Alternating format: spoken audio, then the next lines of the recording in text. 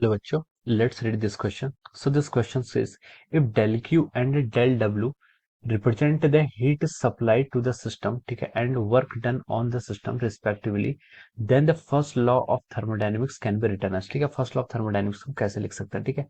ए में दिया है आपका del Q is equal to del U plus del W, B में दिया है del Q is equal to del U minus del W, सी में दिया है आपको del Q is equal to del W minus of del U, and D में दिया हुआ है del Q is equal to minus del W minus del of U. Okay, तो चलिए बच्चों, अब हम इस क्वेश्चन को यहाँ पर स्टार्ट करते हैं, ठीक है।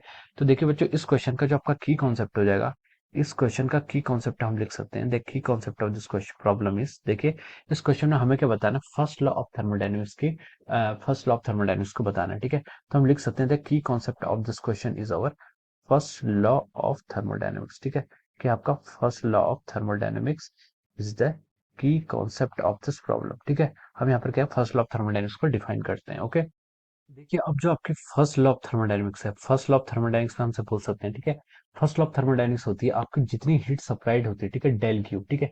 जितनी भी आप हीट सप्लाइड करते हैं वो आपका डेल यू या और डेल डब्ल्यू की फॉर्म में जाता है, ठीक है। इसको हम डेल डब्ल्यू भी लिख सकते हैं या फिर डब्ल्यू भी लिख सकते हैं, ठीक है। दोनों एक ही चीज है, ठीक है। डेल क्यू क्या होता है आपका, देखिए डेल क्यू होता है आपका हीट सप्लाइड, ठीक है, हीट सप्लाइड। डेल क्यू क्या होता है, हीट सप्लाइड। डेल यू क्या होता है, change in internal energy. And del W होता है वर्क डन, ठीक है। अब देखिए जितनी हम हीट सप्लाई करते हैं तो कुछ पार्ट से तो उसका वर्क होता है, वर्क करती है, ठीक है, सिस्टम जो आपका होता है वो वर्क करता है।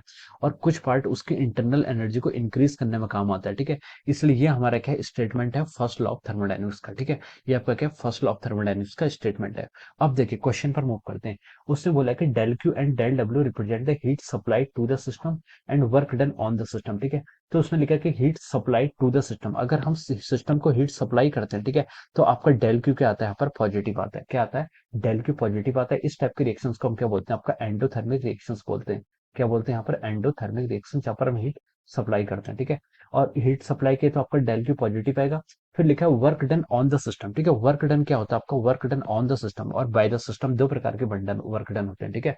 तो देखिए ये दो दो कन्वेंशन होते हैं, सिस्टम होते हैं। एक होता है आपका साइंटिफिक कन्वेंशन, एक होता है आपका इंजीनियरिंग कन्वेंशन, ठीक है। हम फिजिक्स में अपने इंजीनियरिंग कन्वेंशन को यूज करते हैं, ठीक है।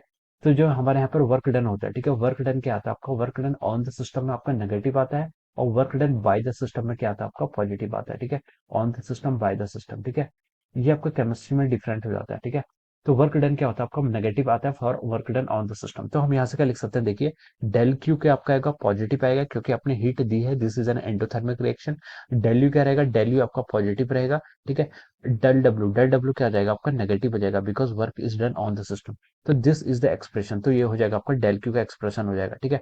अब देखिए ये देखिए आपका ऑप्शन बी से यहाँ पर मैच कर रहा है, ठीक है। Del Q is equal to del U minus D W, ये किससे मैच कर रहा है आपका, ऑप्शन बी से मैच कर रहा है। तो हम लिख सकते हैं कि इसके corresponding option B is the right answer of this question, और ऑप्शन बी इज करेक्ट, ठीक है। क्या लिख सकते हैं यहाँ से आप, ऑप्शन बी क्या हो जाएगा, इसके करस्पॉन्डिंग आपका राइट आंसर हो जाएगा।